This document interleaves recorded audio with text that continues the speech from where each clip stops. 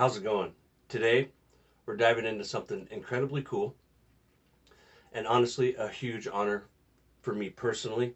We are looking at Nezpique from the Cajun Blade.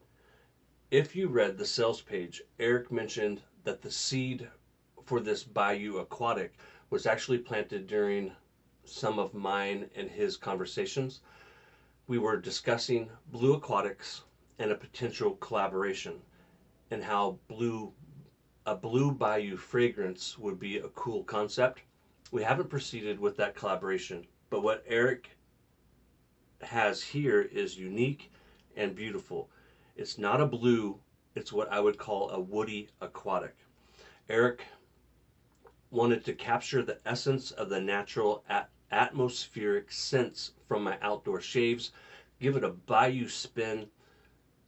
You know, hopefully you know how I do things here on the channel. I don't just open a bottle and sniff it on camera and give you a surface level first impression. I've been testing both the splash and the EDP on the skin for the past few weeks. I've been putting this review together the whole time, getting feedback from Alexis and Emily. I've only used the shave soap a few times. The focus of this video will be the splash versus the fragrance found in the EDP. When you think of an aquatic, you probably think of tropical, coconut, sunshine, or salty beach air. Nezpique completely flips the script. This is a dark, southern aquatic leaning woody fougere. It's inspired by calm black bayou water, low morning fog, and heavy cypress woods. Today, we're breaking down exactly how this fragrance behaves in the aftershave splash versus the EDP eau de parfum, because they offer two very distinct experiences. Full disclosure, I did not pay for the soap splash EDP. It was sent to me for review purposes by the Cajun Blade. Use my discount code to save 10%. The code is Tobin10. I won't profit from that, but you save 10%. All right, enough yakety schmackety. Let's go. Just to be clear, we are comparing the differences between the splash and EDP. Let's start with the aftershave splash. When you apply this post shave, the first thing I notice is that it has a slight bit more floral and a little more subdued overall compared to the EDP. The skin food ingredients in the splash gently anchor the fragrance, letting the delicate top notes like the bright neroli and that unique blue lotus really breathe on the skin without punching you in the face. But the real star for the show for me in the splash is the petrichor. You get a beautifully, incredibly prominent wet earth note right out of the gate. It smells like cool morning air rolling across a damp moss-covered timber just before the sun comes up. Because it's a bit more subdued, it stays closer to you. It's smooth, deeply relaxing, and gives you an earth-forward, authentic outdoor experience right after the razor leaves the skin. I would also add that there's a slight sweetness found in the splash that I don't detect in the EDP. Projection for a splash is average, and the fragrance lasts about 6 hours on the arm. Now, when we jump over to the eau de parfum, these are just little travel bottles that he sent me, the experience shifts. Where the splash is polite, damp, and floral forward, the EDP is noticeably sharper overall.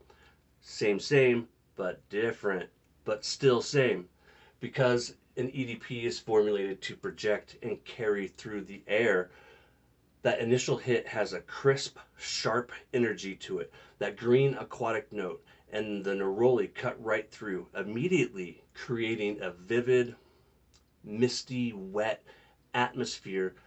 As it begins to settle, it travels right into the heavy heart and base notes. The smoky Palo Santo, Spanish moss, and aged cedarwood do the heavy lifting. It trades that soft, wet earth petrichor of the splash for a refined, woodier, and deeper dry down that is unmistakably southern to me. It's clean without being soapy, dark without ever feeling heavy or overwhelming. Projection is just above average, and the EDP lasts 8 hours on my arm or longer. Okay, so how would I recommend layering these? It's simple. The same way that you layer anything, they actually offer a perfect 1-2 punch because of how differently they behave. The splash is your immediate grounding moment. Apply it post shave, you get that gorgeous, subdued floral opening and that rich, authentic petrichor closeness. It's the primer for your day. Then you hit your pulse points with that EDP. That sharper profile is going to provide the legs and the projection for the rest of your day, carrying that clean, woody, mysterious bayou atmosphere with you for hours. They don't compete with each other at all. They complete the story Eric wanted to tell. Final verdict, Eric absolutely nailed this vision. It is a masterful take on a dark aquatic that completely breaks the mold of a standard summer fragrance.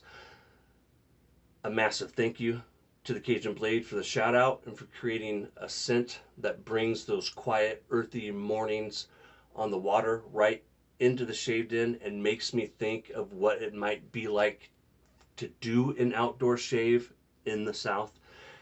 And for me, it just goes to show that when you alter the format of a fragrance, you unlock an entirely new layer of the journey.